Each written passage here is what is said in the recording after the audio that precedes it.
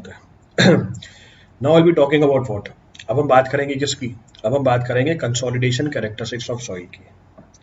So now I be talking about what, consolidation characteristics of the soil. इसमें खूब सारे factor देखेंगे हम, will talk about several factors. पहला फैक्टर हम देख रहे हैं कौन सा, अफेक्ट ऑफ सॉइल। तो सॉइल का क्या फर्क पड़ता है कंसोलिडेशन के ऊपर, what the effect over the consolidation. Consolidation का मतलब बता दिया पीछे आपको, decrease in the volume of the soil due to the application of the load और stress by the expulsion of the water. पानी बाहर जा रहा है, प्राइमरी कंसोलिडेशन। अगर हमारे सॉइल सॉलिड रीअरेंज कर रहे हैं, सेकेंडरी कंसोलिडेशन। अब सेकेंडरी कंसोलिडेशन का एक्सटेंट बहुत कम होता है, इसलिए मैं उसको भी कंसीडर नहीं कर रहा, मैं बात कर रहा हूँ किसकी, प्राइमरी कंसोलिडेशन की। I am talking about the primary consolidation. अब जरा चेक करो, जो ग्रैनुलर सॉइल है इसकी जो कंप्रेसिबिलिटी बिहेवियर होगी वो डिफरेंट होगी देन दैट ऑफ क्ले।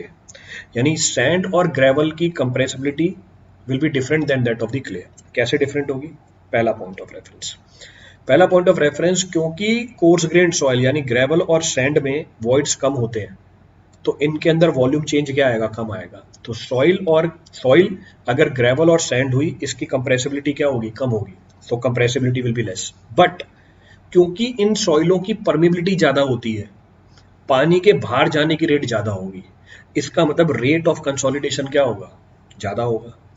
पर फाइन ग्रेन्ड सॉइल की बात करें, फाइन ग्रेन्ड सॉइल में वॉल्यूम ऑफ वॉइड ज्यादा, वॉल्यूम ऑफ वॉइड ज्यादा मतलब ज्यादा पानी होगा, यानी ज्यादा पानी बाहर जा सकता है, यानी कंप्रेसिबिलिटी ज्यादा। पर क्योंकि फाइन ग्रेन्ड सॉइल की परमेबिलिटी कम होती है, तो रेट ऑफ कंसोलिडेशन कम।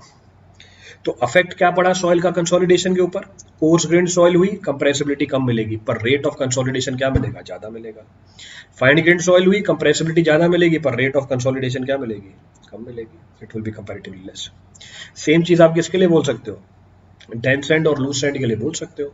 तो डेंस सैंड है, वॉइड क्या होंगे, कम होंगे, तो डेंस सैंड कम कंप्रेसिबल है in comparison to what, loose sand. तो वही चीज आपको दिखा रखी है, that is being shown to you. Clear है,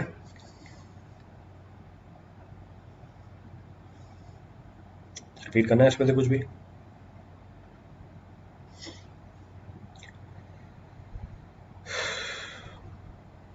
चलें आगे। चलो, ये चीज मैंने आपको ग्राफिकली भी दिखा रखी है, the same is being referred graphically. तो चेक कर रहे हो, अगर टाइम के साथ हम कंसोलिडेशन देखें, शुरुआत के टाइम पे कंसोलिडेशन की परसेंटेज बहुत ज़्यादा है, यानी वॉल्यूम चेंज बहुत ज़्यादा हो रहा है, पर जैसे जैसे टाइम बढ़ रहा है रेट कम होती जा रही है, रेट इज डिक्रीजिंग। क्यों, क्योंकि वॉल्यूम ऑफ वॉइड्स क्या होते जा रहे हैं, कम होते जा रहे हैं, volume of voids are decreasing. इसका मतलब रेट ऑफ कंसोलिडेशन क्या होती जाती है, कम होती जाती है, रेट ऑफ कंसोलिडेशन डिक्रीजेस, चाहे फाइन ग्रेन्ड हो चाहे कोर्स ग्रेन्ड हो, दोनों में वैलिड होगा ये। तो रेट ऑफ कंसोलिडेशन आपको कम मिलेगी टाइम के साथ, चाहे फाइन ग्रेन्ड हो चाहे कोर्स ग्रेन्ड हो, जैसे जैसे अफेक्टिव स्ट्रेस बढ़ाते जाओगे, as the effective stress will keep on increasing. Clear है चीज, रिपीट करना है इसमें से कुछ भी। अगर आपको सेटलमेंट दिखानी है तो मैं सेटलमेंट कर्व भी बना के दे देता हूँ, इससे और अच्छी तरह क्लैरिटी मिल जाएगी आपको। तो अगर क्ले की सेटलमेंट कर्व देखोगे, ये क्ले की सेटलमेंट कर्व है, सैंड की सेटलमेंट कर्व देखोगे, ये सैंड की सेटलमेंट कर्व है। तो ये टाइम है एक्स एक्सिस पे, और वाई एक्सिस पे हमारी क्या है, सेटलमेंट है। तो वाई एक्सिस पे सेटलमेंट है। तो जरा चेक करो, सैंड में सेटलमेंट आपको क्या मिलेगी, कम मिलेगी, क्ले में सेटलमेंट आपको ज्यादा मिलेगी, the settlement of the clay will be more. पर जो रेट है, रेट मतलब इस कर्व की स्लोप, पर जो रेट है यानी इस कर्व की स्लोप, वो सैंड के अंदर ज्यादा है और क्ले के अंदर कम है। रीजन बीइंग परमिबिलिटी क्ले की कम है और सैंड की परमिबिलिटी ज्यादा है। तो total settlement of clay is more, तो सैंड की टोटल सेटलमेंट ज्यादा है। जरा ये चेक करो, ये total settlement of clay, total settlement of sand. तो टोटल सेटलमेंट ऑफ क्ले ज्यादा है, तो settlement of clay, settlement of sand, this is more. But rate of settlement in sand is more, rate of settlement in clay is less because of the permeability. तो ऐसे भी समझ सकते हो आप, you can understand in this way also. Clear बात, rate of settlement in soil, soil नहीं sand, ठीक है।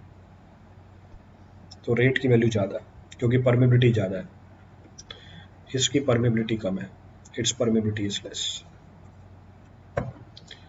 चलो आगे बढ़ते हैं। नेक्स्ट, अगर हम बात करें अफेक्ट ऑफ स्ट्रेस की, तो स्ट्रेस का क्या फर्क पड़ता है कंसोलिडेशन के ऊपर, ये भी समझ सकते हैं। स्ट्रेस के फर्क को समझने के लिए पहले मुझे क्या पता होना चाहिए, एक टर्म पता होनी चाहिए जिसको हम बोलते हैं प्री कंसोलिडेशन स्ट्रेस, जिसको मैंने डिनोट किया किससे, सिग्मा सी डैश से। Maximum value of the stress the soil which has ever experience is termed as pre consolidation stress. Soil के ऊपर जो मैक्सिमम अफेक्टिव स्ट्रेस लगा है आज तक, उसको हम बोल देते हैं प्री कंसोलिडेशन स्ट्रेस। क्लियर है चीज। सॉइल को मैं नॉर्मली कंसोलिडेटेड सॉइल तब बोलता हूं जब एग्जिस्टिंग स्ट्रेस ही मैक्सिमम स्ट्रेस है। तो soil is termed as normally consolidated soil जब आज का स्ट्रेस ही उसका मैक्सिमम स्ट्रेस है। कहने का मतलब है आज से पहले कभी भी स्ट्रेस की वैल्यू ज्यादा हुई नहीं प्रेजेंट स्ट्रेस से, तो उसको हम बोल देंगे normally consolidated stress. A soil is termed as pre consolidated या ओवर कंसोलिडेटेड जब प्रेजेंट वैल्यू जो स्ट्रेस की है वो कम है पास्ट के स्ट्रेस से। तो पहले ज्यादा स्ट्रेस लग रहा था, आज के टाइम पे कम लग रहा है, तो हम क्या बोलेंगे, ये ओवर कंसोलिडेटेड है। मतलब पहले ज्यादा कंसोलिडेट हो चुकी है, आज के टाइम पे तो कम कंसोलिडेशन है, तो हम बोलेंगे पहले कंसोलिडेशन हो चुकी है ज्यादा, प्री कंसोलिडेटेड। या पहले के टाइम पे ज्यादा कंसोलिडेशन था तो नाम रख दिया ओवर कंसोलिडेटेड। क्लियर है चीज। तो मैक्सिमम स्ट्रेस जो सॉइल के ऊपर लग रहा है इफेक्टिव, उसको हम बोलेंगे प्री कंसोलिडेशन स्ट्रेस। अगर आज का स्ट्रेस ही मैक्सिमम स्ट्रेस है तो नॉर्मली कंसोलिडेटेड सॉइल। अगर आज का स्ट्रेस कम है मैक्सिमम स्ट्रेस से, इसको हम बोल देंगे प्री कंसोलिडेटेड या ओवर कंसोलिडेटेड सॉइल। इन सॉइलों को डिफाइन करने के लिए हमने एक पैरामीटर भी बना लिया, नाम रखा ओवर कंसोलिडेशन रेशियो। अभी ओवर कंसोलिडेशन रेशियो किसका रेशियो है, over consolidation ratio is the ratio of maximum effective stress over the soil to the present stress. तो अगर प्रेजेंट स्ट्रेस मैक्सिमम स्ट्रेस के बराबर है तो ओवर कंसोलिडेशन रेशियो 1 हो जाएगी। सॉइल को मैंने क्या नाम दिया था, सॉइल को मैंने नाम दिया था नॉर्मली कंसोलिडेटेड सॉइल का। पर अगर प्रेजेंट स्ट्रेस मैक्सिमम स्ट्रेस से कम है तो सॉइल को क्या नाम दिया था, ओवर कंसोलिडेटेड या प्री कंसोलिडेटेड। तो उसके लिए ओवर कंसोलिडेशन रेशियो की वैल्यू 1 से ज्यादा आ जाएगी क्योंकि डिनोमिनेटर न्यूमरेटर से कम हो जाएगी। क्लियर है। टर्म सेम टर्म होता है बिल्कुल बेटा, तभी तो स्लैश लगाया हुआ है। स्लैश का मतलब ये है ओवर कंसोलिडेटेड, ओसीआर नहीं, ओसीआर तो दूसरी चीज है, ओवर कंसोलिडेशन रेशियो है। ओवर कंसोलिडेटेड सॉइल या प्री कंसोलिडेटेड सॉइल का मतलब सेम होता है। ओवर कंसोलिडेटेड सॉइल या प्री कंसोलिडेटेड सॉइल का मतलब सेम होता है। और अगर यही ओवर कंसोलिडेशन रेशियो 1 से कम आ जाए, इसका मतलब क्या हुआ, इसका मतलब ये हुआ कि प्रेजेंट का जो स्ट्रेस है वो पास्ट की जो स्ट्रेस है उससे ज्यादा निकल के आ रहा है, it is coming out to be more than that. इसको हम बोल देते हैं अंडर कंसोलिडेटेड सॉइल। तो if the soil is yet to be consolidated under the existing overburden pressure, in this case it is termed as under consolidated, उसको हम under consolidated soil बोल देते हैं। क्लियर है चीज। पास्ट के स्ट्रेस से ज्यादा, सही बात है। अब आप बोलोगे सर ऐसा कैसे हुआ कि पास्ट में स्ट्रेस ज्यादा था आज के टाइम पे स्ट्रेस कम है, इसके प्रैक्टिकल एग्जांपल ले लेते हैं। तो ऐसा कैसे हुआ कि पास्ट में सॉइल के ऊपर स्ट्रेस ज्यादा, आज के टाइम पे सॉइल के ऊपर स्ट्रेस कम, इसके खूब सारे रीजन है, जरा चेक करो। Erosion of the overburden soil, तो हमारी जो सॉइल थी इसके ऊपर इरोजन हो गया तो ऊपर से वेट कम हो गया। तो पहले वेट ज्यादा था सॉइल का, आज के टाइम पे वेट कम है, तो इसका मतलब प्री कंसोलिडेटेड। पास्ट में स्ट्रेस ज्यादा था, आज स्ट्रेस कम है। हमारे सॉइल के ऊपर ग्लेशियर था, मेल्ट हो गया तो वेट कम हो गया आइस का, तो पास्ट में स्ट्रेस ज्यादा था, आज के टाइम पे स्ट्रेस क्या है, कम है। नेक्स्ट डेसिकेशन का मतलब होता है ड्राई होना, लिखा है ब्रैकेट में ड्राइंग। सॉइल की अपर लेयर ड्राई हो गई, ड्राई हो गई यानी पानी का वेट कम हो गया, पानी का वेट कम हो गया, इसका मतलब क्या हुआ, पास्ट में स्ट्रेस ज्यादा था, आज के टाइम पे स्ट्रेस क्या है, कम है। जो वाटर टेबल है इसका एलिवेशन चेंज हो गया, जैसे ही वाटर टेबल का एलिवेशन चेंज हुआ, वाटर टेबल लेवल बढ़ी, अफेक्टिव स्ट्रेस कम, वाटर टेबल लेवल घटी, अफेक्टिव स्ट्रेस बढ़ गया। तो पास्ट में वाटर टेबल लेवल नीचे थी, आज के टाइम पे वाटर टेबल लेवल बढ़ गया तो आज का स्ट्रेस कम हो गया, तो प्री कंसोलिडेटेड या over consolidated soil. Next, plant ने सारा पानी चूस लिया, प्लांट ने सारा पानी एब्जॉर्ब कर लिया सॉइल में से, तो desiccation due to plant life. तो पहले वेट ज्यादा था सॉइल का, आज के टाइम पे वेट कम है, हमें पता है बल्क यूनिट वेट ज्यादा होती है सॉइल की in comparison to dry unit wait.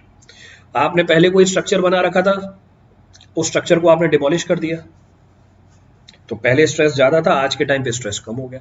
तो कहने का मतलब है प्री कंसोलिडेशन या ओवर कंसोलिडेशन के खूब सारे रीजन हो सकते हैं, there are several reasons for that.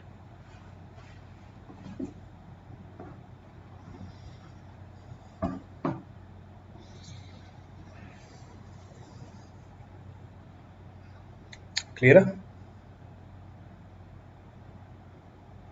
Repeat करना है इसमें तो कुछ भी?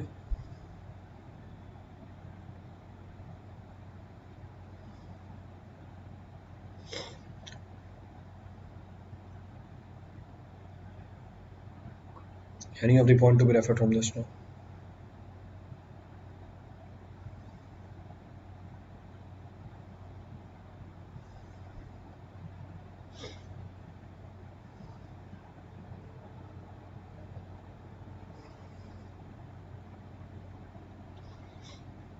बढ़े आगे? Shall we continue? चलो. Now we'll understand the behavior of void ratio with change in the effective stress. तो वो मैंने कर्व के फॉर्म में आपको दिखा रखा है, राइट हैंड साइड में कर्व बना हुआ है. तो प्री कंसोलिडेटेड या ओवर कंसोलिडेटेड या नॉर्मली कंसोलिडेटेड सॉइल कैसे बिहेव करती है इफेक्टिव स्ट्रेस के साथ, उसकी वेरिएशन आपको कर्व के फॉर्म में दिखा रखी है. तो वाई एक्सिस पे क्या है हमारा? वॉइड रेशियो है. एक्स एक्सिस पे क्या है हमारी? इफेक्टिव स्ट्रेस है. तो मैंने मार्क कर दिया, वापस मैग्नीफाई करके लिख दिया. सर सॉइल तीनों केस में फुल्ली कंसोलिडेट होगी, तीनों केस में फुल्ली कंसोलिडेट होगी. फुल कंसोलिडेशन होने के लिए इनफाइनाइट टाइम लग जाता है. For full consolidation infinite time is required. Infinity कभी एग्जिस्ट करती नहीं है. चलो आगे बढ़ते हैं. So now we'll try to analyse the behaviour of void ratio with increase in the effective stress of the soil. तो सबसे पहले तो मैंने क्या मार्क कर रखा है, जरा चेक करो. सबसे पहले मैंने मार्क कर रखा है प्री कंसोलिडेशन स्ट्रेस. तो ओ ए रीजन में हमारे स्ट्रेस की वैल्यू क्या है? प्री कंसोलिडेशन स्ट्रेस से कम है.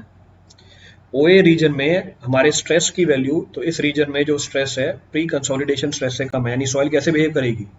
सॉइल बिहेव करेगी ओवर कंसोलिडेटेड सॉइल या प्री कंसोलिडेटेड सॉइल की तरह. तो इस कर्व को हम नाम देते हैं रिकम्प्रेशन कर्व का. क्यों? पहले कंप्रेशन हो चुकी है, पहले कंप्रेशन हो चुकी है, अब दोबारा हो रही है, क्योंकि अब आप दोबारा स्ट्रेस को बढ़ा रहे हो. तो एक्स एक्सिस पे मेरा स्ट्रेस बढ़ रहा है. इस केस में हमारी कर्व कॉन्वेक्स निकल के आती है. The curve comes out to be convex. Nature ध्यान रखना, ये ऑब्जेक्टिव आते हैं इसके ऊपर. जैसे ही मेरा स्ट्रेस यानी आज का स्ट्रेस किसके बराबर हो गया? जैसे ही present stress pre consolidation stress के बराबर हो गया, अब मेरी सॉइल कैसे बिहेव कर रही है? नॉर्मली कंसोलिडेटेड सॉइल की तरह बिहेव कर रही है. तो जैसे जैसे मैं स्ट्रेस बढ़ा रहा हूं, तो आज की स्ट्रेस ही मैक्सिमम स्ट्रेस है. Today stress is maximum stress. The soil is behaving like normally consolidated soil. तो यहां पर सॉइल ओवर कंसोलिडेटेड सॉइल है, यहां पर सॉइल नॉर्मली कंसोलिडेटेड सॉइल है. Now the curve becomes concave. Observation है, डायरेक्टली बता रहा हूं मैं आपको. तो ओ से ए के बीच में कैसी है? Over consolidated. और ए से लेके बी के बीच में कैसी है? Normally consolidated. क्लियर है? इस कर्व को वर्जिन कंप्रेशन कर्व भी बोलते हैं. क्यों? क्योंकि ये सॉइल पहली बार इस स्ट्रेस को ऑब्जर्व कर रही है. क्योंकि सॉइल पहली बार इस स्ट्रेस को ऑब्जर्व कर रही है और उसके अंडर कंप्रेशन हो रहा है, इसलिए उसका नाम क्या रखा? Virgin compression curve. समझने के पॉइंट ऑफ व्यू से बी पे आके मैंने स्ट्रेस को रिलीज कर दिया. जब आप स्ट्रेस लगा रहे थे बी पॉइंट पे, उस स्ट्रेस को रिलीज कर दिया, क्या होगा? सॉइल में वापस स्वेलिंग हो जाएगी. स्वेलिंग हो जाएगी, इसका मतलब वॉल्यूम बढ़ेगा, यानी वॉइड रेशियो बढ़ेगा. जरा चेक करना. तो बी से लेके सी में क्या हो रहा है? एक्सपेंशन हो रही है, स्वेलिंग हो रही है. नाम लिखा हुआ है एक्सपेंशन, स्वेलिंग या अनलोडिंग कर्व. कैसे निकल के आती है? ये भी कॉनकेव निकल के आती है. अब मतलब ये था कि आपका मैक्सिमम स्ट्रेस किसको करस्पॉन्ड कर रहा है? मैक्सिमम स्ट्रेस करस्पॉन्ड कर रहा है सिग्मा बी डैश को. This is the maximum stress जो पास्ट में जा चुका है. तो अगर मैं वापस स्ट्रेस को बढ़ाता हूं तो सॉइल कैसे बिहेव करेगी? यानी दोबारा से मेरी सॉइल बिहेव कर रही है ओवर कंसोलिडेटेड सॉइल की तरह. Again the soil is behaving like over consolidated soil. तो इसको हम दोबारा क्या बोलेंगे? रीलोडिंग और रिकम्प्रेशन कर्व. तो मैं इसको दोबारा क्या बोल दूंगा? रीलोडिंग और रिकम्प्रेशन कर्व. फिर से कैसे निकल के आती है? स्लाइटली कॉन्वेक्स निकल के आती है. If soil gets 100% consolidated, then is the soil becomes dry soil. Soil 100% consolidated, then is the soil becomes dry soil.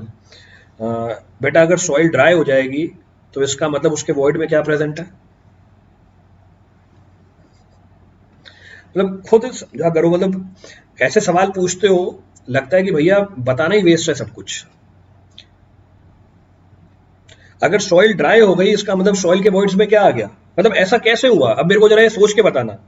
मेरे को ये जानना है कि आपने ऐसा कैसे सोचा, इसलिए डायग्राम दिखाया था. तो इनिशियली हवा बाहर गई, हवा बाहर गई, पूरे वॉइड में पानी है, पूरे वॉइड में पानी है। अब पानी बाहर जा रहा है, पानी बाहर जा रहा है, पानी बाहर जा रहा है, सॉइल 100% कंसोलिडेट हो गई, यानी आपके हिसाब से सारा पानी बाहर चला गया।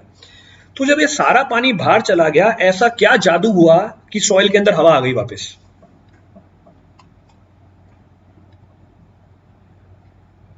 तो सॉइल तो 100% कंसोलिडेटेड हो गई, सारा पानी बाहर चला गया, यानी अब वॉइड जीरो। ये हवा कहां से आ गई वापस? क्योंकि ड्राई सॉइल में तो voids are filled with the air.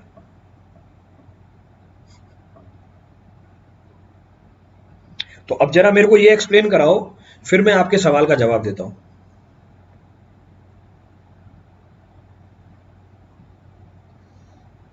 अब जवाब ही नहीं आएगा, अब बैठा रहेगा यूं ही।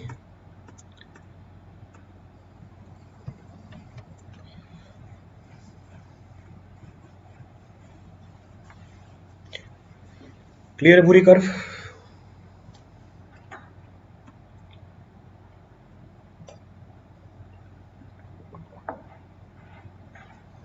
तो वॉइड जीरो हो ही नहीं सकते, क्योंकि वो तो सॉइल है, सॉइल में हमेशा वॉइड्स रहेंगे।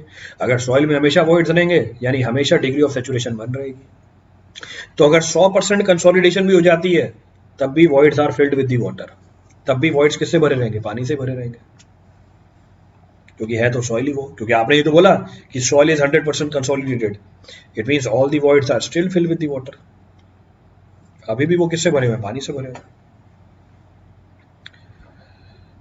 चलें आगे। चलो ये देखो आ गया वापस, एटमॉस्फेयर से पानी ले लिया। So this was the consolidation characteristics of the soil on the basis of the effective stress. ये effective stress के साथ आपको वेरिएशन बता दी। So variation with respect to effective stress। अब आगे बढ़ते हैं, आगे बढ़े, जरा चेक करना। स्टेटमेंट लिखी हुई है कि normally consolidated soil has more settlement than over consolidated soil. Obviously बात है, ओवर कंसोलिडेटेड सॉइल के कंपैरिजन में नॉर्मली कंसोलिडेटेड सॉइल में आपको क्या ज्यादा मिलेगी? सेटलमेंट ज्यादा मिलेगी। क्यों? ओवर कंसोलिडेटेड सॉइल में पास्ट में स्ट्रेस ज्यादा लगी हुई थी, आज के टाइम पे स्ट्रेस कम है। इसका मतलब पहले से परमानेंट डिस्ट्रक्शन हो चुकी है सॉलिड की, जितनी होनी थी। इसका मतलब परमानेंट डिस्ट्रक्शन हो चुकी है जितनी होनी थी, तो आपको सेटलमेंट कंपैरेटिवली कम मिलेगी। पर अगर नॉर्मली कंसोलिडेटेड सॉइल है, यानी आज का स्ट्रेस मैक्सिमम स्ट्रेस है, आज का स्ट्रेस मैक्सिमम स्ट्रेस है, जैसे जैसे स्ट्रेस बढ़ाते जाओगे तो अब डिस्ट्रक्शन होने लग जाएगी सॉइल के सॉलिड, यानी रीएडजस्टमेंट भी होगा सॉइल पार्टिकल्स का, जिसकी वजह से सेटलमेंट ज्यादा निकल के आएगी नॉर्मली कंसोलिडेटेड सॉइल के अंदर। So in normally consolidated soil settlement is more than that of the over consolidated soil. Clear है चीज? तो अगर मैं पिछले वाले डिस्कशन से वर्जिन कंप्रेशन कर्व को अलग कर दूं, यानी नॉर्मली कंसोलिडेटेड सॉइल की जो कंप्रेशन थी उसको अलग कर दूं, ये अलग कर दिया, दिस इज सेपरेटेड आउट। ये हमारी वर्जिन कंप्रेशन कर्व थी, कैसे वेरी कर रही थी? कैसे वेरी कर रही थी जरा देखो, कैसा है ये? कॉनकेव है, ये कॉनकेव है। तो हमारी वॉइड रेशियो और अफेक्टिव स्ट्रेस कर्व की जो स्लोप होती है, इसको हम टेक्निकली बोल देते हैं कोफिशिएंट ऑफ कंप्रेसिबिलिटी। तो slope of this curve is termed as coefficient of compressibility. कैसे निकालूंगा slope? Change in void ratio. तो ये हमारी स्लोप है इस कर्व की, जैसे the slope of this curve. तो इस कर्व की स्लोप निकाल लो। तो इस कर्व की स्लोप क्या कहलाएगी? Change in void ratio. अब वॉइड रेशियो का चेंज कैसा है? वॉइड रेशियो का चेंज है डिक्रीजिंग, और अफेक्टिव स्ट्रेस की चेंज क्या है? इंक्रीजिंग। तो जो हमें पता है कि नेचर ऑफ चेंज हमें इंट्रोड्यूस करना पड़ता है, तो देखो नेचर ऑफ चेंज इंट्रोड्यूस कर रखा है माइनस साइन के साथ। तो इस कर्व की स्लोप मुझे क्या बताती है? कोफिशिएंट ऑफ कंप्रेसिबिलिटी बताती है। तो coefficient of compressibility signifies what? Coefficient of compressibility signifies the magnitude of compression. तो अगर कोफिशिएंट ऑफ कंप्रेसिबिलिटी ज्यादा है किसी सॉइल का, कंपैरिजन के लिए बेस सेम रखा, अफेक्टिव स्ट्रेस मैंने सेम रखा इंक्रीमेंट में, तो अगर वॉइड रेशियो में चेंज ज्यादा हुआ, इसका मतलब सेटलमेंट ज्यादा हुई। तो कोफिशिएंट ऑफ कंप्रेसिबिलिटी का सिग्निफिकेंस आया कि किस सॉइल में कंप्रेशन ज्यादा होगी या कंसोलिडेशन ज्यादा होगी। तो जिस सॉइल की एवी ज्यादा, उस सॉइल में सेटलमेंट ज्यादा। पर दिक्कत यह है कि ये कर्व की जो स्लोप है कांस्टेंट है ही नहीं, इट इज नेवर कांस्टेंट। देख लो कर्व कैसी है हमारी, नॉन लीनियर है। इसका मतलब इसकी स्लोप कांस्टेंट नहीं है। इसका मतलब हर अफेक्टिव स्ट्रेस के लिए मुझे एवी निकालना पड़ेगा, इसका मतलब मुश्किल काम है। मुश्किल काम है, फिर इसको सिंप्लीफाई कैसे किया? इसको सिंप्लीफाई किया कि हमने सेम कर्व बना दी किसके ऊपर? लॉग स्केल के ऊपर। अगर यही कर्व हम लॉग स्केल के ऊपर बनाएं तो कर्व अप्रोक्सीमेटली स्ट्रेट हो जाती है। If the same curve is drawn on log scale it becomes approximately straight. हम इस कर्व की स्लोप निकाल लेते हैं और इस कर्व की स्लोप को हम बोलते हैं कोफिशिएंट ऑफ कंप्रेशन या कंप्रेशन इंडेक्स। फायदा क्या हुआ इसका? ये हमेशा कांस्टेंट रहती है, तो अलग अलग स्ट्रेस के लिए मुझे कोफिशिएंट ऑफ कंप्रेशन निकालने की जरूरत नहीं है। तो कोफिशिएंट ऑफ कंप्रेसिबिलिटी एक वेरिएबल क्वांटिटी है। वेरिएबल क्वांटिटी मतलब अलग अलग स्ट्रेस के लिए वेरी करेगी, पर हम इसको कांस्टेंट मान लेते हैं। पर कोफिशिएंट ऑफ कंप्रेशन या कंप्रेशन इंडेक्स क्या है? एक कांस्टेंट चीज है, ये वेरी नहीं करती, इट डज नॉट वेरीज। इसका मतलब हम प्रेफर करते हैं किसको? कोफिशिएंट ऑफ कंप्रेशन को in comparison to coefficient of compressibility. Clear है? ये सॉइल के लिए यानी क्लेस के लिए वेरी कर जाता है 0.1 से लेके 0.8 के बीच में। It varies in the range of 0.1 to 0.8। For different types of soil, अलग अलग सॉइल के लिए इसके अलग अलग एम्पेरिकल रिलेशनशिप है। So for different types of soil it can be expressed in terms of different empirical relationship. जैसे for undisturbed clay, अगर अनडिस्टर्ब्ड क्ले है we can express this in terms of what? हम बोल सकते हैं 0.009 liquid limit -10%। उसी तरीके से रिमोल्डेड क्ले है, वील से 0.007 लिक्विड लिमिट -7। अब ध्यान रखना ये एम्पेरिकल रिलेशनशिप है, these are the empirical relationship, अलग अलग जगह डेवलप होते हैं, अलग अलग लोगों ने इनको प्रपोज किया हुआ है, तो थोड़े बहुत वेरिएशन आपको मिल सकते हैं। सारी क्ले के लिए आप कंप्रेशन इंडेक्स को वॉइड रेशियो के टर्म में भी रिपोर्ट कर सकते हो as 1.15 into E0 minus 0.35। Clear है?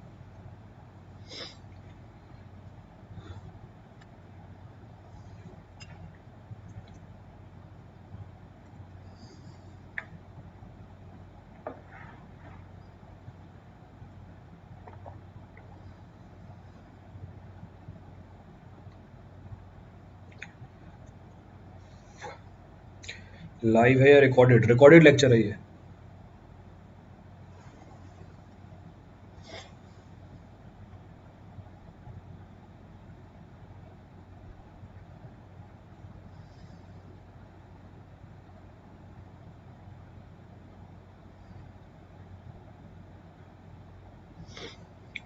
चलें आगे।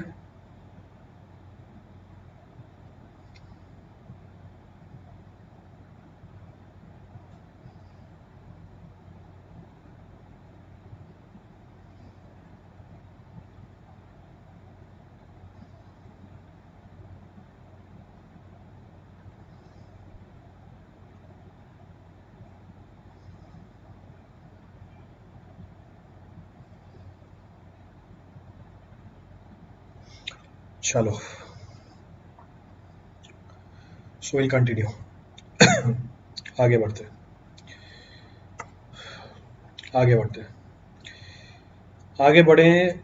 हमने पीछे वाली जो कर्व डिस्कस करी थी इसमें 3 कंपोनेंट थे। एक हमारी वर्जिन कंप्रेशन कर्व थी, one was virgin compression curve. इसको हमने नेचुरल स्केल पे भी देख लिया, इसको हमने लॉग स्केल पे भी देख लिया। It is referred on natural scale also, it is referred on log scale also. अब जरा चेक करो कोफिशिएंट ऑफ रिकम्प्रेशन या रिकम्प्रेशन इंडेक्स। तुम्हारी रिकम्प्रेशन कर्व कहां पर है? हमारी रिकम्प्रेशन कर्व थी ओए रीजन के अंदर और सीबी रीजन के अंदर, या आप बोल सकते हो सीडी रीजन के अंदर। तो अगर आप ओवर कंसोलिडेटेड सॉइल के लिए कंप्रेशन कर्व बना रहे हो और उसकी स्लोप निकालो, इसको हम टेक्निकली क्या बोल देंगे? इसको हम बोल देंगे कोफिशिएंट ऑफ रिकम्प्रेशन या रिकम्प्रेशन इंडेक्स। तो इसको हम टेक्निकली क्या बोल देंगे? कोफिशिएंट ऑफ रिकम्प्रेशन या रिकम्प्रेशन इंडेक्स। अगेन अगर आपने इसको लॉग स्केल पे डाला it will be a constant variation, it will be a linear variation, इसीलिए इसको भी लॉग स्केल पे डाल देते हैं। क्लियर है? तो कोफिशिएंट ऑफ रिकम्प्रेशन। सर अभी से प्रिपरेशन स्टार्ट करें तो गेट 2023 में अच्छी रैंक आ सकती है? नहीं, अब तो लेट हो गए। गेट 2023 के लिए प्रिपरेशन 12th से स्टार्ट हो जाती है। अभी तो अब कितने 4-5 साल लेट हो गए अब तो।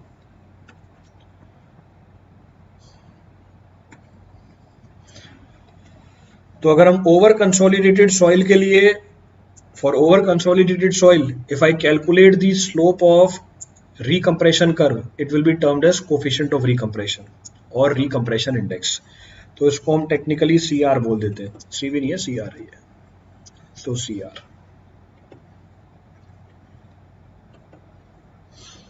So it is CR।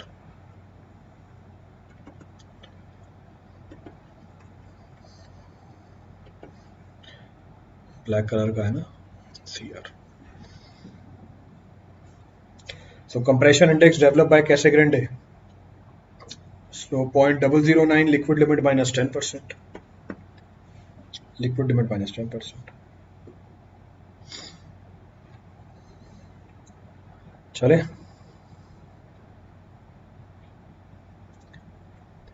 तो पढ़ेंगे नहीं सर, अभी से तैयारी चालू करें।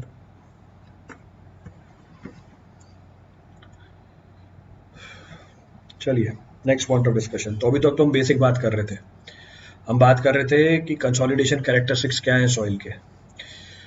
तो टाइप ऑफ सॉइल उसको अफेक्ट कर रही थी, देन स्ट्रेसेस उसको अफेक्ट कर रहे थे, उनका अफेक्ट क्या पड़ा वो देख लिया हमने। स्ट्रेस के बढ़ने से रेट ऑफ सेटलमेंट कम हो जाती है, स्ट्रेस के बढ़ने से सेटलमेंट की वैल्यू बढ़ती चली जाती है। फिर हमने टाइप ऑफ सॉइल का भी अफेक्ट देख लिया। अब आती है तरजागीज की कंसोलिडेशन थ्योरी। तरजागी ने अपनी थ्योरी दी थी वन डायमेंशनल, यानी एक ही डायमेंशन के अंदर। अब सॉइल के अंदर वो एक डायमेंशन क्या निकल के आती है, सॉइल के अंदर एक डायमेंशन निकल के आती है वर्टिकल। क्यों?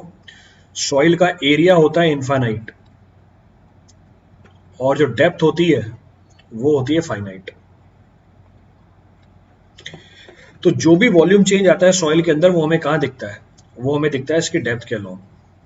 तो तरजागी की जो वन डायमेंशनल कंसोलिडेशन थ्योरी है वो किसके अलोंग काम कर रही होती है, वो सॉइल की डेप्थ के अलोंग काम कर रही होती है, एरिया के अलोंग काम नहीं करती है। तो मैंने वन डायमेंशनल का सिग्निफिकेंस बता दिया आपको।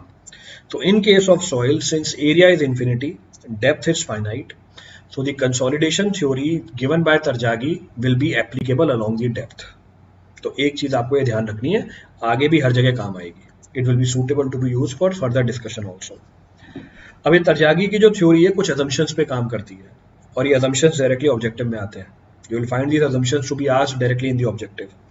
अब क्या बोला तरजागी ने assumptions? पहला उसने बोला कि compression and flow are one dimensional. तो जो वॉल्यूम चेंज आएगा वो भी वन डायमेंशनल होगा, और जो पानी फ्लो करेगा यानी जो पानी बाहर निकलेगा सॉइल में से कंसोलिडेशन के टाइम पे वो भी वन डायमेंशनल होगा। तो कंप्रेशन और फ्लो पानी का वन डायमेंशनल है, ठीक है, अच्छी बात है। डार्सीज लॉ वैलिड है, इसका मतलब सॉइल सैचुरेटेड रहेगी और फ्लो हमेशा लेमिनार रहेगा। तो डार्सीज लॉ इज वैलिड, इस बात का मतलब क्या हुआ, इस बात का मतलब ये हुआ कि soil will always be saturated and flow will always be laminar. Soil homogeneous है, आइसोट्रोपिक है। होमोजीनियस आइसोट्रोपिक है, इसका मतलब सॉइल की हर प्रॉपर्टी हर एक पॉइंट पे हर एक डायरेक्शन में सेम मिलेगी। क्लियर है? सॉइल का सॉलिड और पानी दोनों को आपने क्या माना हुआ है, इनकम्प्रेसिबल। ये मैंने पहले स्लाइड में बता दिया था कि आप ये मानोगे कि सॉइल का सॉलिड और जो पानी है दोनों ही इनकम्प्रेसिबल है। अगली असम्पशन, जो आप लोड लगा रहे हो इसकी वजह से जो स्ट्रेन आया वो बहुत ही छोटा है। कहने का मतलब है लोड के एप्लीकेशन की वजह से सॉइल की थिकनेस में कोई चेंज नहीं आया है, पानी के बाहर जाने की वजह से सॉइल की थिकनेस कम हो रही है। पानी के बाहर जाने की वजह से सॉइल की थिकनेस क्या होगी, कम होगी। तो कहने का मतलब है सॉइल का सॉलिड इनकम्प्रेसिबल है, the soil solid is incompressible. तो एक ही चीज को समझने का दूसरा तरीका। नेक्स्ट असम्पशन क्या है, नेक्स्ट असम्पशन ये बोलता है तरजागी का, there is a unique relationship between effective stress and void ratio. तो यूनिक रिलेशनशिप अभी निकाली थी पीछे हमने, AV delta e upon delta sigma dash. तो बोल रहा है ये यूनिक रिलेशनशिप है किसके बीच में, वॉइड रेशियो के बीच में और अफेक्टिव स्ट्रेस के बीच में। इसका मतलब क्या हुआ, ये अगर यूनिक है इसका मतलब एवी कांस्टेंट मान लिया इसने। तो तरजागी ने माना एवी कांस्टेंट है, अजम्पशन ली। और अजम्पशन क्यों लेनी पड़ गई, अजम्पशन इसलिए लेनी पड़ गई क्योंकि एवी कांस्टेंट होता ही नहीं है, ये भी पीछे बता के आया हूं मैं आपको। तो एवी की वैल्यू तो क्या करती रहती है, डिक्रीज होती रहती है। With increase in effective stress AV की वैल्यू तो डिक्रीज करती है। पर तरजागी क्या बोलता है, तरजागी ये बोलता है नहीं एवी कांस्टेंट है, एवी इज कांस्टेंट। इसको आप ऐसे भी समझ सकते हो, you can also understand this कि वॉइड रेशियो और चेंज इन अफेक्टिव स्ट्रेस के अंदर जो वेरिएशन है वो सेम निकल के आ रही है। ऐसा सिर्फ प्राइमरी कंसोलिडेशन में होगा, सेकेंडरी कंसोलिडेशन में ऐसा नहीं होता। In secondary consolidation this will not happen, क्योंकि सेकेंडरी कंसोलिडेशन किस पे होती है? कांस्टेंट अफेक्टिव स्ट्रेस पे होती है। अफेक्टिव स्ट्रेस तो बदलता ही नहीं है वहां पे। इसका मतलब वहां पर आपको ये पैरामीटर यानी जो रेशियो है कभी कांस्टेंट मिलेगा ही नहीं। Hence this theory is not applicable for secondary consolidation. इसलिए ये थ्योरी सेकेंडरी कंसोलिडेशन के लिए एप्लीकेबल ही नहीं होती। तो इसमें से एक सवाल जरूर मिलेगा आपको, you will find one problem on this.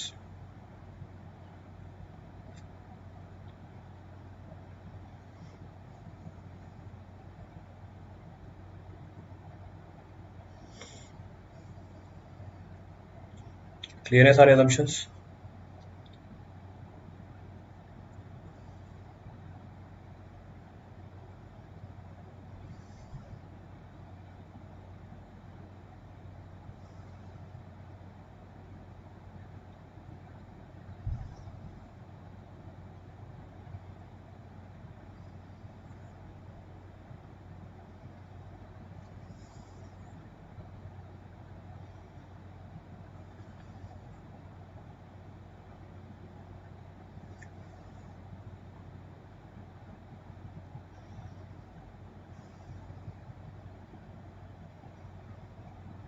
चले चलो। So on the basis of this assumption, 6 assumption बताए पीछे, 6 assumption के बिहाफ पे तरजागी ने हमें कंसोलिडेशन रिलेशनशिप निकाल के दी। अब अगर आप प्लस में होते मैं ये कंसोलिडेशन रिलेशनशिप आपको डिराइव भी करके देता। तो जो मैंने पूरा कोर्स करा रखा है मेरे ख्याल से, ये कोर्स मैंने आपको मतलब कंसोलिडेशन तो मैंने स्पेशल क्लास में भी ले रखी है या यूट्यूब पे ले रखी है, और वहां पे मैंने ये रिलेशनशिप डिराइव करके दी है आपको। तो तरजागी के उन 6 assumptions के बिहाफ पे उसने अपनी एक कंसोलिडेशन इक्वेशन निकाल के दी। अभी कंसोलिडेशन इक्वेशन क्या बोलती है? du by dt is equal to cv d2u by dz square. u क्या है हमारा? Pore water pressure. तो du by dt इसका मतलब change in pore water pressure with respect to what? With respect to time, यानी आप बोल सकते हो rate of change of pore water pressure. And rate of change of pore water pressure can be written as rate of settlement, क्योंकि जब पानी बाहर जा रहा है, जिस रेट से पानी बाहर जाएगा उसी रेट से सेटलमेंट होगी। जब पानी बाहर जाएगा तभी सेटलमेंट होगी। तो du by dt को मैं क्या बोल सकता हूं? Rate of change of settlement with time. तो ये रिलेशनशिप किसको किसको रिलेट कर रही होती है? Rate of change of settlement with time with respect to rate of change of pore water pressure with respect to depth. So this is known as Tarjagi one dimensional consolidation relationship. इसमें जो parameter है CV, this CV is known as what? Coefficient of consolidation. तो इसमें जो CV है इसको हम बोलते हैं coefficient of consolidation. अब ध्यान से सुनना, पीछे क्या थी? AV. AV का मतलब क्या था हमारा? It was coefficient of compressibility. तो AV का नाम क्या था हमारा? AV was coefficient of compressibility. वो क्या जानकारी दे रहा था हमें? वो हमें जानकारी दे रहा था मैग्नीट्यूड ऑफ सेटलमेंट की। CV is coefficient of consolidation, ये हमारी जानकारी देगा रेट ऑफ कंसोलिडेशन की। तो मैग्नीट्यूड जानना है कंसोलिडेशन का, किसकी मदद लेंगे? AV की मदद लेंगे। रेट जाननी है कंसोलिडेशन की, किसकी मदद लेंगे? रेट जाननी है कंसोलिडेशन की, किसकी मदद लेंगे? कोफिशिएंट ऑफ कंसोलिडेशन की। तो coefficient of compressibility will give you magnitude, coefficient of consolidation will give you rate. Clear है?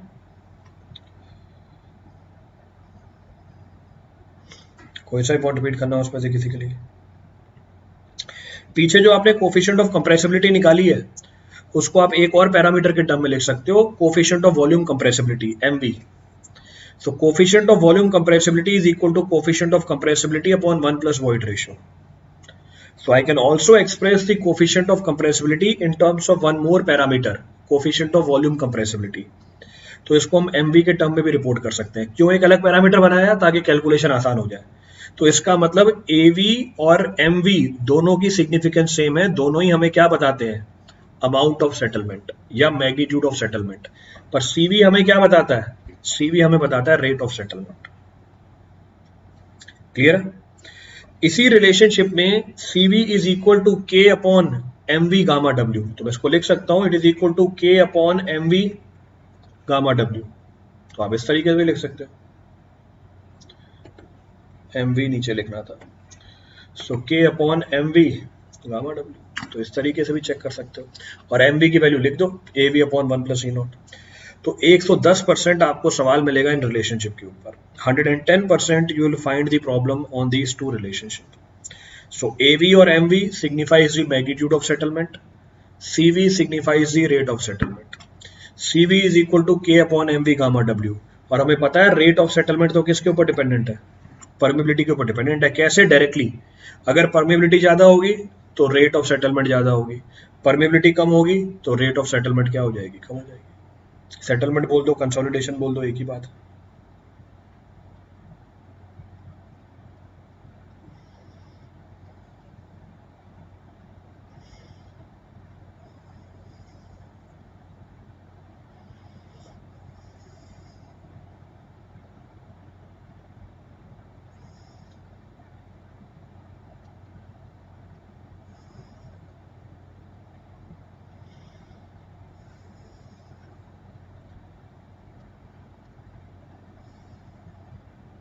क्लियर है पूरी कहानी?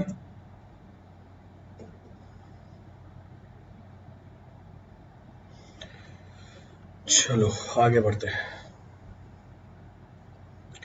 देखिए क्या पूछा हुआ है इसके अंदर, what is being asked, the slope of void ratio and log P मतलब pressure curve of the soil mass gives, क्या निकाल के देता है हमें, slope of void ratio and log of effective stress या प्रेशर क्या निकाल के देता है, कोफिशिएंट ऑफ परमिबिलिटी नहीं, कोफिशिएंट ऑफ कंसोलिडेशन नहीं, कंप्रेशन इंडेक्स बिल्कुल सही बात है, कोफिशिएंट ऑफ वॉल्यूम कंप्रेसिबिलिटी नहीं निकल के आती, वो तो मैथमेटिकली निकलती है।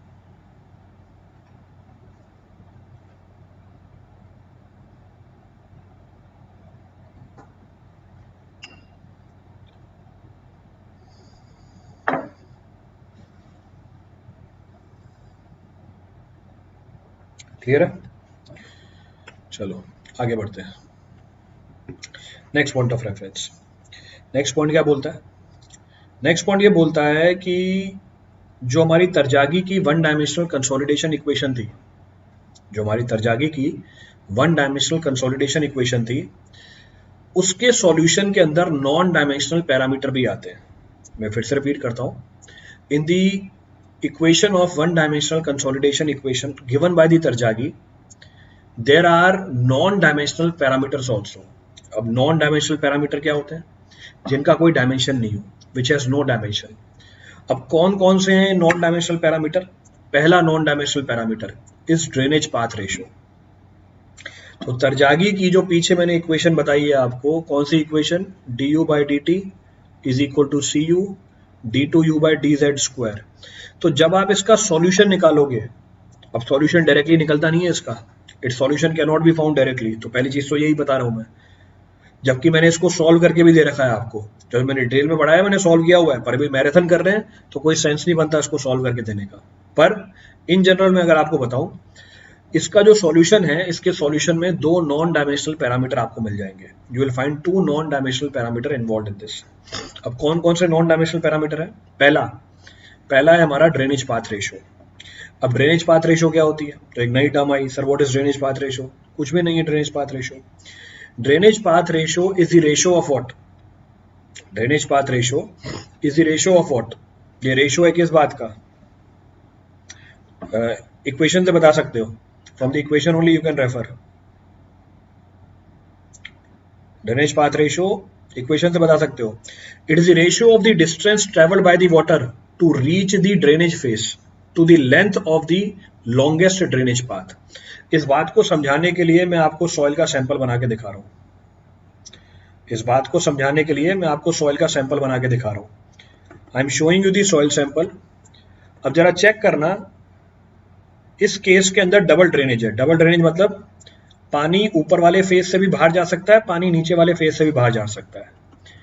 फिर मैंने एक एलिमेंट कंसीडर किया पानी का, लेट सपोज मैंने ये एलिमेंट कंसीडर किया पानी का, ये मेरे ड्रेनेज पाथ से दूरी पे है, लेट सपोज जेड, तो ये मेरे ड्रेनेज पाथ से दूरी पे है लेट अस सपोज जेड। जो ओवरऑल थिकनेस है इसकी h है। अब मैं स्टार्ट करता हूं कहानी को, ध्यान से सुनना वापस। ड्रेनेज पाथ रेशो, रेशो होता है किसका? Drainage path ratio is the ratio of distance travelled by the water to reach the drainage face. तो ये जो पानी का मॉलिक्यूल है, इसको ड्रेनेज फेस तक पहुंचने में कितनी दूरी चलनी पड़ेगी? z दूरी चलनी पड़ेगी। तो ये रेशो है distance travelled by the water to reach the drainage face. Clear है चीज? Second point of reference, divided by what? Divided by what? Divided by the length of the longest drainage path. अब length of the longest drainage path, सबसे ज्यादा दूरी कौन सा molecule चलेगा? सबसे ज्यादा दूरी वो मॉलिक्यूल चलेगा जो सॉइल के सेंटर पे है। कितनी दूरी चलेगा ये वाला मॉलिक्यूल? ये वाला मॉलिक्यूल दूरी चलेगा h/2।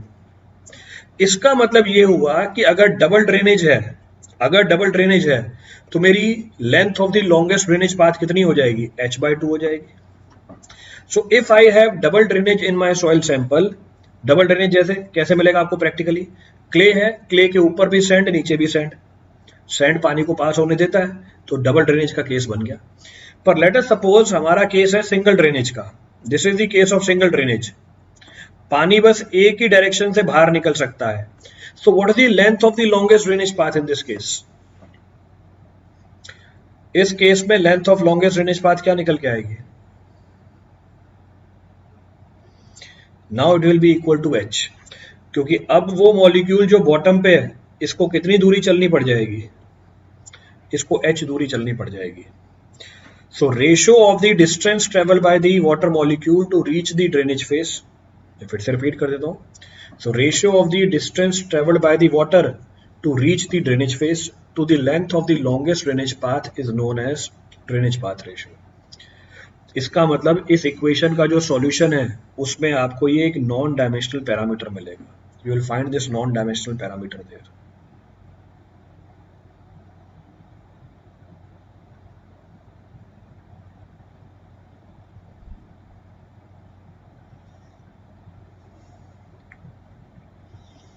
क्लियर है?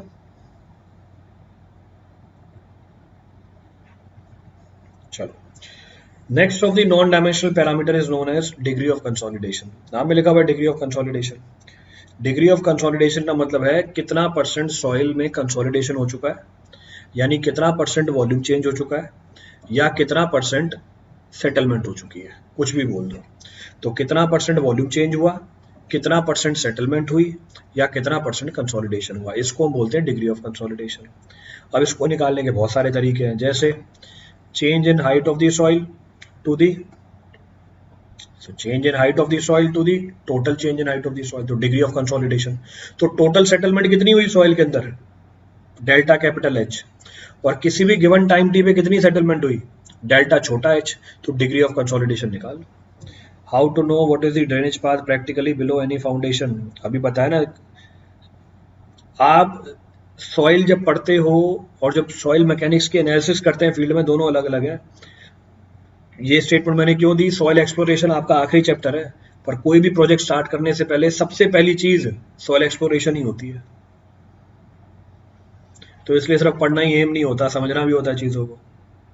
तो अगर मुझे कोई सी भी एक्टिविटी स्टार्ट करनी है यहाँ पे, सबसे पहले तो मैं पता करूंगा ना सॉइल कैसी है यहाँ की। सबसे पहला काम यही होगा, सॉइल एक्सप्लोरेशन। तो मुझे फाउंडेशन बनानी है, सबसे पहले क्या करूंगा? सॉइल एक्सप्लोरेशन करूंगा। तो पता ही है मुझे प्रोफाइल कैसी है सॉइल की। नॉन डायमेंशनल क्यों बोल रहे हैं भैया? कोई डायमेंशन है ही नहीं इसकी। Length divide by length, no dimension. Settlement divide by settlement, no dimension. तो non dimensional parameter, there are no units for this, hence the name comes non dimensional. तो हमें कैसे पता चलेगा ड्रेनेज कैसी है? भैया सॉइल एक्सप्लोरेशन कर रखा है, पूरी प्रोफाइल निकाली हुई है सॉइल की। तो ऊपर से लेके नीचे तक सारी प्रोफाइल पता है मुझे सॉइल की। I know each and every property of the soil prior to the beginning of your engineering work. आप जो भी इंजीनियरिंग काम स्टार्ट कर रहे हो उससे पहले ही हमने सारी प्रॉपर्टी निकाल रखी है। तो पहला तरीका डिग्री ऑफ कंसोलिडेशन निकालने का, टोटल सेटलमेंट है 10 mm, अभी हुई है 2 mm, तो डिग्री ऑफ कंसोलिडेशन कितनी हुई अभी? तो हम बोलेंगे डिग्री ऑफ कंसोलिडेशन 20% है, इट इज 20%। तो ये डेल्टा छोटा h, ये डेल्टा कैपिटल H। तो एक तरीका तो ये। दूसरा, सेटलमेंट क्यों होती है? पानी के बाहर निकलने से। सेटलमेंट क्यों होती है? पानी के बाहर निकलने से। तो लेट अस सपोज हम ये मान लेते हैं इनिशियल एक्सेस पोर वाटर प्रेशर कितना है? यू आई। किसी भी टाइम टी पे पोर वाटर प्रेशर कितना है? यू। और जब सेटलमेंट पूरी हो गई तो पोर वाटर प्रेशर हो गया यू एफ। तो टोटल सेटलमेंट के करस्पॉन्डिंग कितना पोर प्रेशर बचा होना चाहिए? तो टोटल सेटलमेंट के करस्पॉन्डिंग कितना पोर वाटर प्रेशर हुआ? You I minus U F. और किसी भी टाइम टी पे जो सेटलमेंट है उसके करस्पॉन्डिंग पोर वाटर प्रेशर कितना बचा हुआ है? भाई जो डेसिपेट हो गया वो तो हटा दिया, उसने सेटलमेंट कराई, तो बचा हुआ कितना हुआ? इनिशियल माइनस जो प्रेजेंट है उस समय। क्योंकि जो पानी बाहर जा रहा है उसी की वजह से तो सेटलमेंट हो रही है। It is because of that only the settlement is taking place. तो इसका मतलब आप पोर वाटर प्रेशर के टर्म में भी लिख सकते हो डिग्री ऑफ कंसोलिडेशन।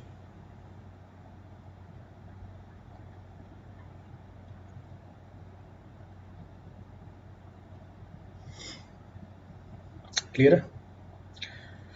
यही सेटलमेंट हम वॉइड रेशियो के टर्म में लिख सकते हैं। कैसे?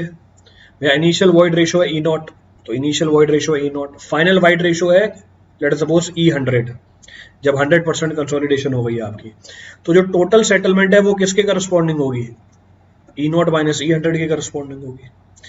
किसी भी टाइम टी पे अगर वॉइड रेशियो ई है तो इसका मतलब किसी भी टाइम टी पे जो सेटलमेंट है वो किसके बराबर है? किसी भी टाइम टी पे जो सेटलमेंट है वो बराबर है मेरी initial void ratio minus void ratio at any time T. तो आप डिग्री ऑफ कंसोलिडेशन को वॉइड रेशियो के टर्म में भी लिख सकते हो। इसका मतलब डिग्री ऑफ कंसोलिडेशन लिखने के बहुत सारे तरीके हैं हमारे पास। It can be expressed in terms of the settlement, it can be expressed in terms of pore water pressure, it can be expressed in terms of void ratio. तो you will get one problem on this, एक सवाल मिलेगी आपको उसके ऊपर। तो मैंने बहुत ही सिंप्लीफाई करके करा दिया आपको ये टॉपिक, नहीं तो कंसोलिडेशन कराने में कम से कम 7-8 घंटे लग जाते हैं नॉर्मली। ये टॉपिक मैंने आपको 1 घंटे में निपटा दिया, क्योंकि इतनी सी चीज है बस।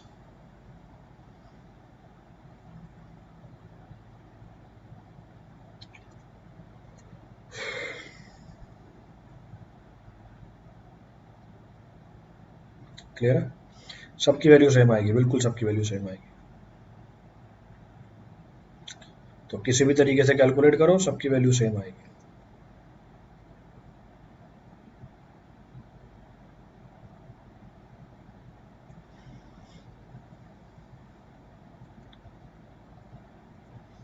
चले आगे, चलो आगे बढ़ते हैं। तीसरा नॉन डायमेंशनल पैरामीटर जो इन्वॉल्व है, the third non dimensional parameter involve is termed as time factor. Time factor क्या करता है? टाइम फैक्टर वो नॉन डायमेंशनल पैरामीटर है जो हमें टाइम को रिलेट करके बताता है विद डिग्री ऑफ कंसोलिडेशन। तो एक पर्टिकुलर डिग्री ऑफ कंसोलिडेशन में कितना टाइम लगेगा वो हमें टाइम फैक्टर बताता है। तो टाइम फैक्टर ये भी नॉन डायमेंशनल पैरामीटर है, it is equal to CV into T by D square. ये किसको रिलेट करता है? ये रिलेट करता है टाइम ऑफ कंसोलिडेशन, और डी तो आपको पीछे बता ही दिया। D means what? डी क्या है हमारी? Length of the longest drainage path. तो time factor time of consolidation को रिलेट करता है डिग्री ऑफ कंसोलिडेशन के साथ। अब कैसे रिलेट करता है डिग्री ऑफ कंसोलिडेशन के साथ? या तो ग्राफिकली या मैथमेटिकली। अब मेरे हिसाब से कभी आपने ग्राफ देखा नहीं होगा, मेरे हिसाब से कभी आपने ग्राफ देखा नहीं होगा। हाँ, इक्वेशन जरूर रटी हुई होगी। क्या इक्वेशन रटी हुई होगी? अगर डिग्री ऑफ कंसोलिडेशन 60% से कम है तो टीवी कितना होता है? π/4 u स्क्वायर। इसको ग्राफिकली भी बताया जा सकता है, और इनफैक्ट ये रिलेशनशिप उस ग्राफ से ही बनाई हुई है। उसी तरीके से अगर डिग्री ऑफ कंसोलिडेशन 60% से ज्यादा है, TV is equal to 1.781 minus 0.933 log 100 minus degree of consolidation. तो टीवी डिग्री ऑफ कंसोलिडेशन को रिलेट कर रहा है किसके साथ? तो इसको मैं और क्या लिख सकता हूँ? CVT by D square. इसको मैं और क्या लिख सकता हूँ? CVT by D square. इसका मतलब टाइम फैक्टर क्या करता है? Time factor degree of consolidation को रिलेट कर देता है किसके साथ?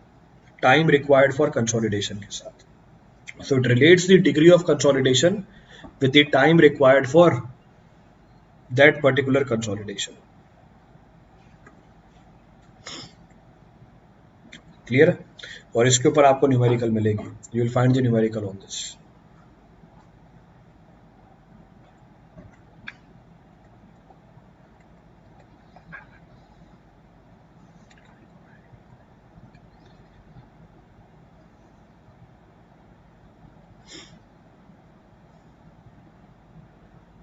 क्लियर है पूरी प्रोसेस?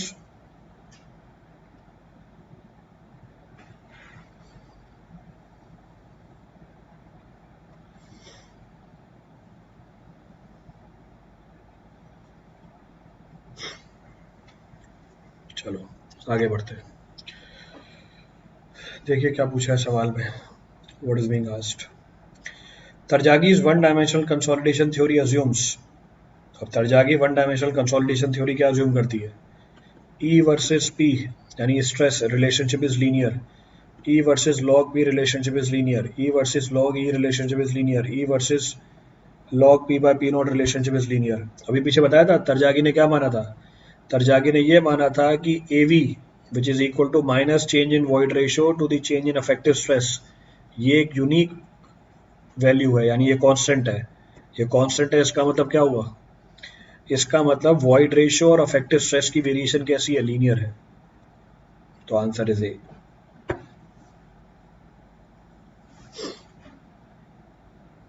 क्लियर है पूरी कहानी?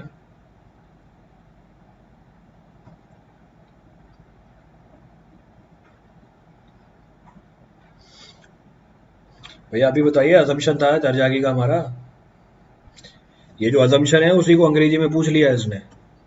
This was the assumption of Terzaghi. There is a unique relationship independent of time between void ratio और अफेक्टिव स्ट्रेस, यानी एवी क्या है? AV is assume to be constant. अगर एवी कांस्टेंट है इसका मतलब क्या हुआ? इसका मतलब delta e is equal to AV times of delta sigma dash. तो कैसी रिलेशनशिप हो गई? लीनियर रिलेशनशिप हो गई दोनों के अंदर। तो वही चीज पूछी है इसने।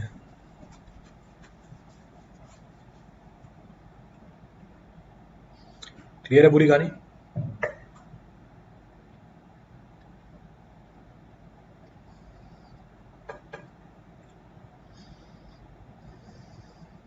चलो आगे बढ़ते हैं। So will continue. Next point of reference, next point of reference, next point of reference is, अब सवाल ये है कि कोफिशिएंट ऑफ कंसोलिडेशन निकालोगे कैसे? How you will find coefficient of consolidation? पीछे तो इक्वेशन में लिख दिया, इक्वेशन में लिख दिया, सारी एनालिसिस भी कर ली, you have done the analysis also, TV को रिलेट भी कर दिया, ये रहा टीवी को रिलेट भी कर दिया सीवी से, सारी अच्छी बात है।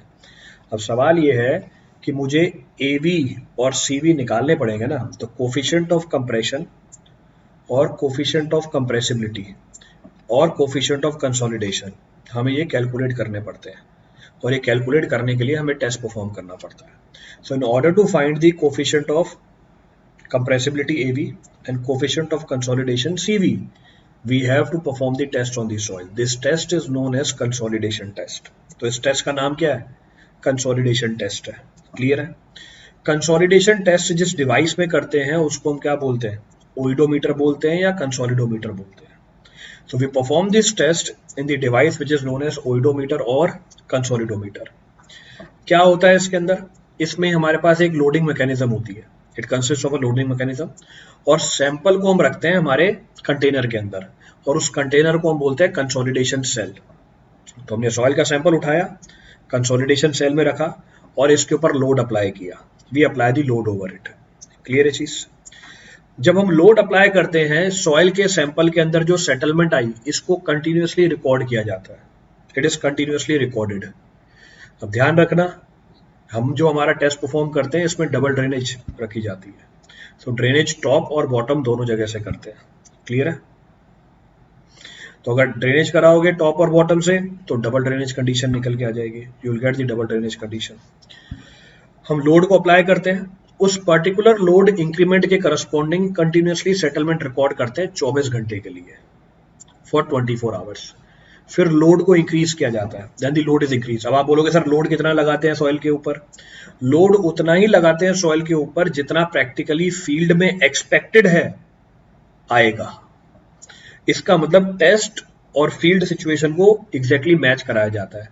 तो फील्ड में सॉइल के ऊपर जो स्ट्रेस आएगी या जिस रेंज में स्ट्रेस आएगी उतनी ही रेंज ऑफ स्ट्रेस हम कहाँ लगाते हैं, टेस्ट में लगाते हैं। तो हमने स्ट्रेस अप्लाई किया या लोड अप्लाई किया, उस लोड के अंदर हमने सेटलमेंट को रिकॉर्ड किया 24 घंटे के लिए, दोबारा लोड को अप्लाई किया, दोबारा 24 घंटे के लिए हमने क्या करी, सेटलमेंट को रिकॉर्ड किया। ये चीज बार बार करते जाते हैं तब तक जब तक सारी रेंज कवर नहीं हो जाए स्ट्रेस की। जब फाइनल स्ट्रेस तक पहुंच जाते हैं उसके बाद हम लोड को रिमूव कर देते हैं। जब लोड को रिमूव कर दोगे सॉइल क्या कर जाएगी, स्वेल कर जाएगी। तो वो बताया था कर्व में पीछे, आपने लोड को रिमूव कर दिया, स्वेलिंग हो गई। तो इसका मतलब यहाँ पे स्वेलिंग भी ऑब्जर्व की जाती है, यानी फाइनल रीडिंग में आपको क्या मिलेगी, एक्सपेंशन मिलेगी सॉइल की। अब आपको इस डिवाइस के सारे डायमेंशन ध्यान रखने हैं। तो हमारा कोड बोलता है IS 2720 पार्ट 15, उसके अंदर ये टेस्ट मेंशन है। जो कंसोलिडेशन सेल है उसका डायमीटर 65 से लेके 1110 mm के बीच में, उसकी जो थिकनेस है 15 से लेके 30 mm के बीच में। It's thickness varies in the range of 15 to 13 mm, 30 mm। तो 15 से लेके 30 mm के बीच में। तो हम ये टेस्ट परफॉर्म करते हैं, टेस्ट के रिजल्ट के बिहाफ पे हम AV, CV और परमेबिलिटी कैलकुलेट करते हैं। क्लियर है? अब ऑब्जेक्टिव में वो पूछेगा नहीं आपसे कि आप AV, CV और परमेबिलिटी टेस्ट के रिजल्ट के बिहाफ पे कैलकुलेट करके बताओ। पॉसिबल ही नहीं है कि ऑब्जेक्टिव में वो सवाल पूछ ले, इसलिए वो सेंस भी नहीं बनता। बट स्टिल जब आपको टेस्ट का रिजल्ट मिल जाता है, now the computation can be done by two methods, एक volume of coefficient of volume change method और दूसरा हाइट ऑफ सॉलिड्स मेथड। तो आप वॉइड रेशो निकालते हो तो change in void ratio method, और दूसरा तरीका होता है हमारे पास change in height of solids method. तो दो तरीके हैं AV और CV को निकालने के। There are two methods available to find AV and CV। First change in height of solids, दूसरा change in void ratio method. दोनों में से कोई सा भी लगा लेते हैं।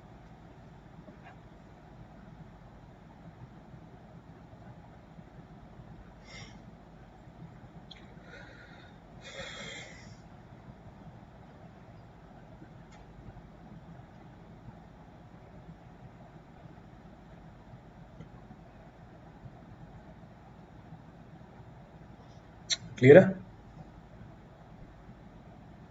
रिपीट करना है इसमें से कुछ भी आ गया? So change in void ratio method और ये हमारा है height of solids method.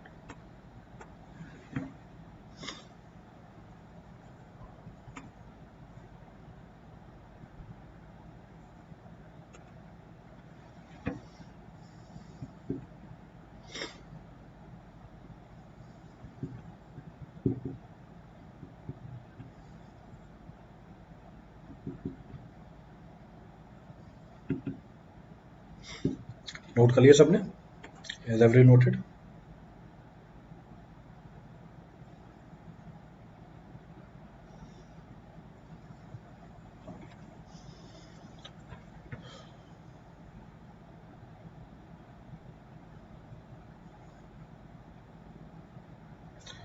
Sample कितनी डेप्थ से कलेक्ट,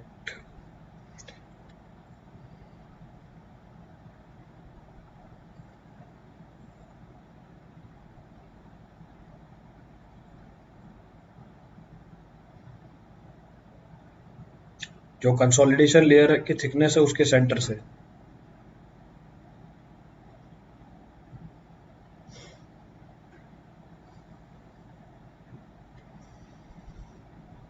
तो अगर कंसोलिडेशन लेयर की थिकनेस है आपकी, लेट सपोज 4 मीटर, तो 2 मीटर की डेप्थ से उठाना है आपको सैंपल।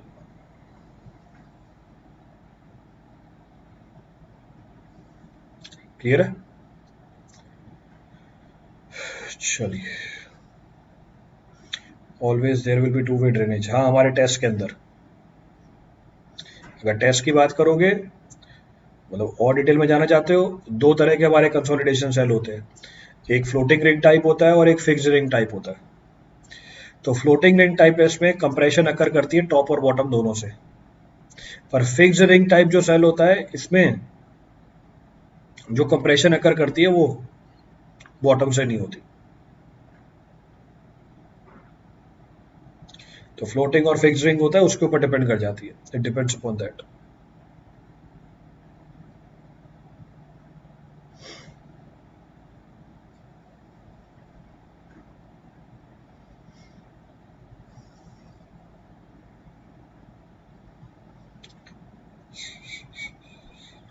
क्लियर है? चलिए बाकी कल करते हैं, रेस्ट विल डिस्कस टुमारो। तो कल आपका ये कंसोलिडेशन खत्म हो जाएगा, अफेक्टिव स्ट्रेस स्टार्ट कर दूंगा मैं। Tomorrow I will finish off this consolidation, I will start of with the effective stress, और अफेक्टिव स्ट्रेस भी कल ही खत्म हो जाएगी। Tomorrow only the effective stress will be finished, कल ही खत्म कर देंगे उसे।